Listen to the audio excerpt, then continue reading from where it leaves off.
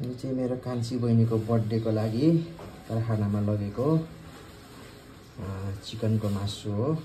केकहरु चाहिँ उताबाट लिँदै जान्छौँ हामी। हाम्रो बहिनी कान्छी सानाको बर्थडे चाहिँ हामी कारखानामा मनाउन आँटेको हो। चेक गर त नुनहरु दामी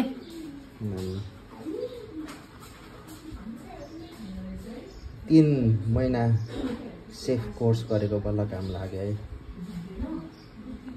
अब सान्तनाको बर्थडेको लागि लिची, दुईटा केक, जेलु हामी चाहिँ कारखानामा मनाउँछौँ।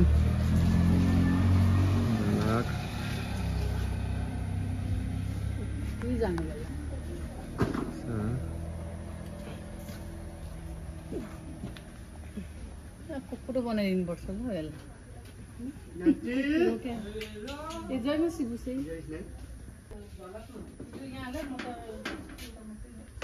यसलाई तिमी सब्जी लगाऊ है। कतिजना भयो? खुट्टा मस्काउने हैन त्यो, त्यसले थाल मस्काउने, त्यसले खुट्टा मस्काउने।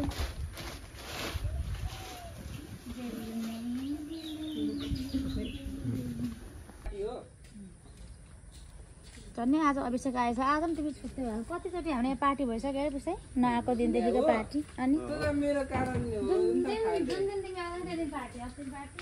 फेरि थपेको यसमा हामी पनि थाहा छैनौँ सबैजनाले खाने नि। तपाईहरु खाने न त म चाहिँ बोक्छु। हैन सबैले खानु न, म बोकी खाइहाल्छु नि। ट्यालेन्ट मान्छे नानी बोकी खाइदिन्छ। यो चाहिँ अहिले भात खाएर काट्ने हैन? अगाडि चाहिँ राख्दा हुन्छ। यो हेर्दै खानु नि। देखाइदिनु मासु भात हामी चाहिँ बर्थडेहरू यसरी हाम्रो हामीलाई सहयोग गराउने, सहयोग गर्ने हाम्रो फ्याक्ट्रीको हाम्रो दाजुभाइहरूसँग मनाउँछौँ है। दुःख सुखमा यसो सहयोग गर्नेहरूसँग है। ऊ चाहिँ मेरो जेलु भन्ने छोरा हो, सानो छोरा हो। पापाको नि राम्रै छोरा हो। उतो नाम उसलाई मन परेन, उसलाई पापाहरू हेर्नु मन परेन जस्तो लागिरहेको छ।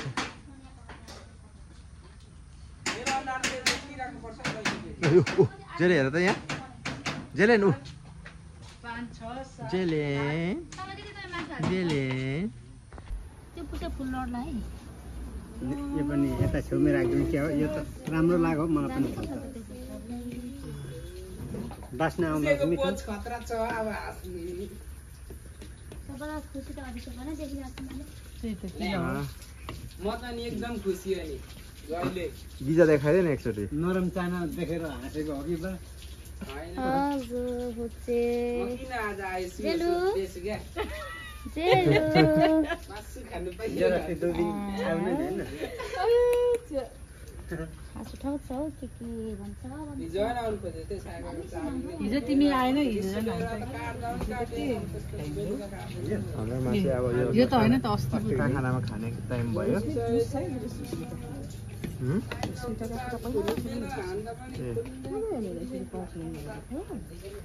पस्किँदैछ मासु।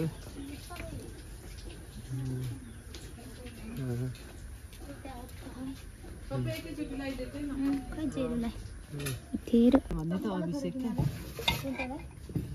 यहाँ अलिकति हाल्दै मासु अरे बात छ अहिले फेरि जाली बुन्दा बुन्दै। यहाँ ओबेद भयो। ए ओबेद भयो है। त्यो हर्नु पनि चुसेल जाली बुन्दा बुन्दै बात छ है फेरि। चोक्टा तल धेर परेको छ भन्दै भाइलाई त्यस्तो सोच्न बनाएको उयो उसको अब हाम्रो दाइको बर्थडे हो हेरे सर्सेन हो मन त नि कस्तो गर्छ अब ह्यापी बर्थडे नौ भने खानु होला है। अलिक के खाने बेला हो यो भात खाने बेलामा कहाँ छोड म सबैले हैन अलिक काम हुँदै गर्दा त्यसले अलिक छिटो हुँदैन नि के दिनु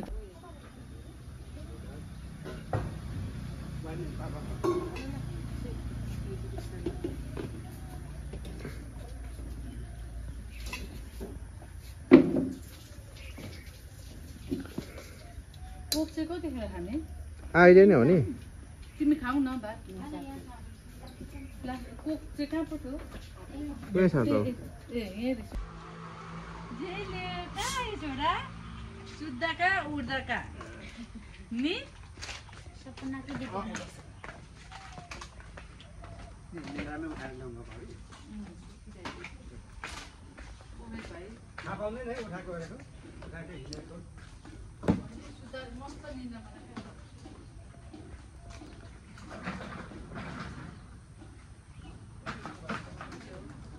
चाहिँ पर एभोकाडोको फेद मुनि शीतल हुन्छ त्यही खाना खान्छ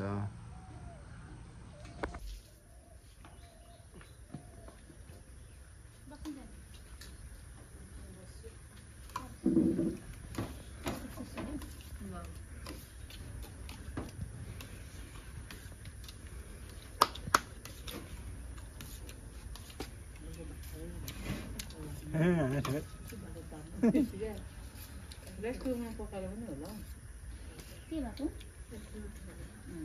रेस्टुरेन्ट पकाएर स्वादै अर्कै टाइपको क्या म त सुगरकै मन पर्छ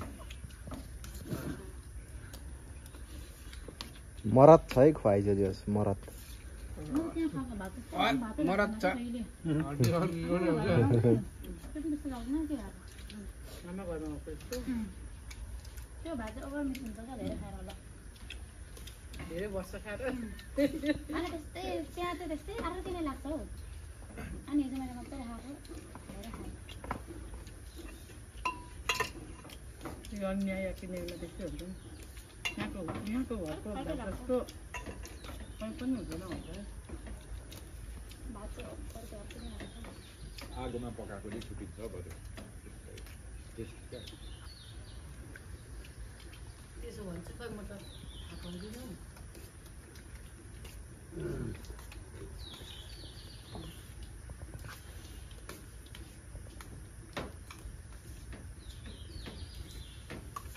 घरमै खाएर गयो हिजो कति उब्रियो तिमीले खाएन क्या मजाले मैले मात्रै धेरै खाएँ जसले खाइस् होला है अन्डाहरू खाएन मैले खाएँ घरले खाएन तिमीले खाएन यहाँ त चाउमिन खाएर अगाइरहेको थियो होला हामी खाएन बिहान सबै खाएको थियो बनाएर हो मलाई त खाएन नि होइन मैले असार मात्रै त्यो खाएर बस्दाको त्यो ग्रेभी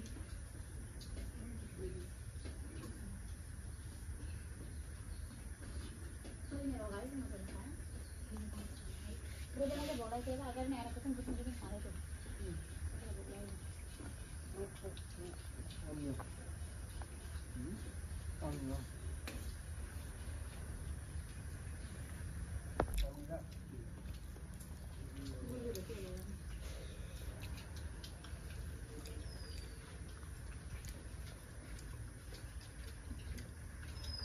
मसिदी के चाहियो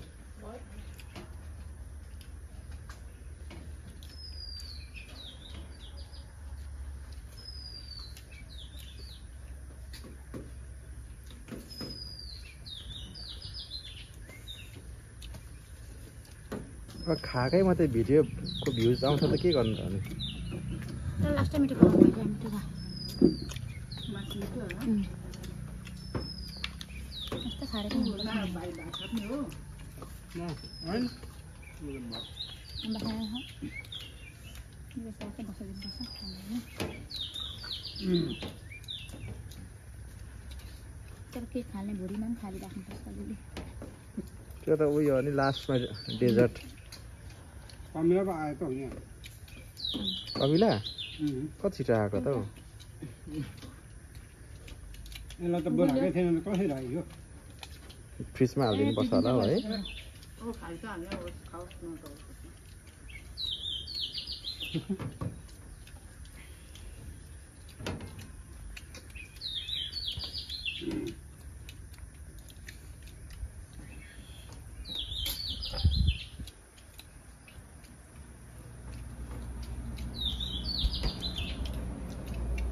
सिम भाइ यति लामो छ त त्यो को उसमा कसरी सुत्छ होला हौ राति प्र्याक्टिस चाहिन्छ नि भाउजू खुट्टा फोल्डिङ सिस्टमको छ नि त प्र्याक्टिस चाहिन्छ नि तपाईँलाई खाने इच्छा भएछ दिनु न त कफी भने के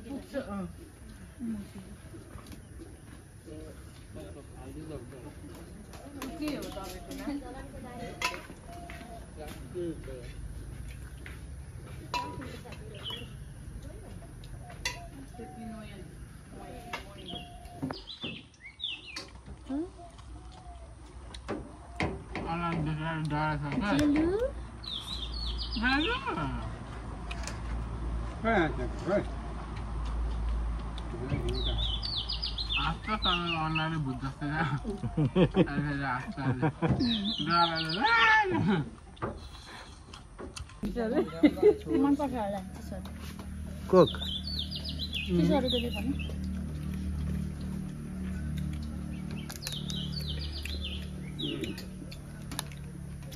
झलक खाना त जुलु जुलु कसरी खाने म तोपै खाइसक्नु भएको भात त छ त अब चाहिँ यो कमिलाहरू म बोलेर आयो त्यही भएर केक काट्न आँटेको है भएको नि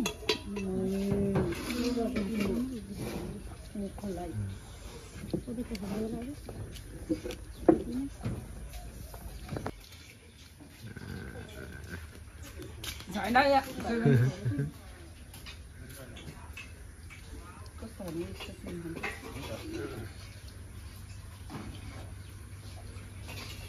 फेरि आउँ वेल्डिङले बिचरा म त अलिकति बाहिरको चाह लु छैन मसिदे मास्टर कोठामा छिर्यो होला यो ओबेटलाई कविता धेरै राख्दियो होला त्यसलाई फेरि धेरै नै खाँदो रहेछ कसले हौ खोरा किरा छ अरे क्या त्यो ओबेट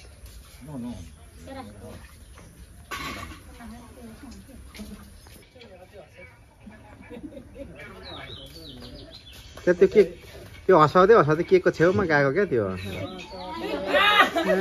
कता चलाएको छ यो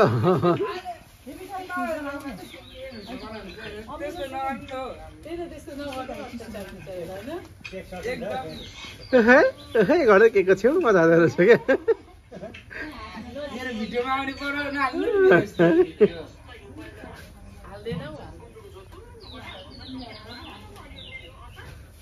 साना भुको केक खायो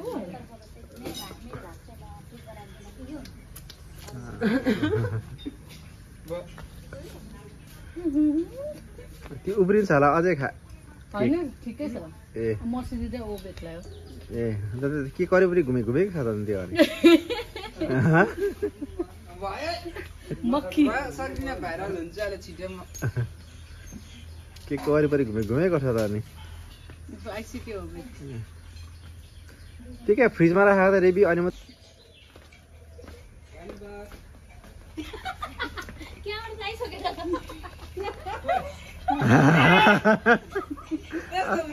के को वरिपरि घुम्दै भए पनि 3 चोटि चाहिँ खायो यसले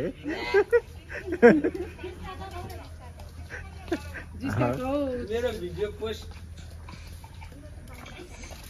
त्यसै नानीको वरिपरि किन घुम्छ भनेको त केक रहेछ नि त हो एकदम सही भन्नुभयो एकदम सही भन न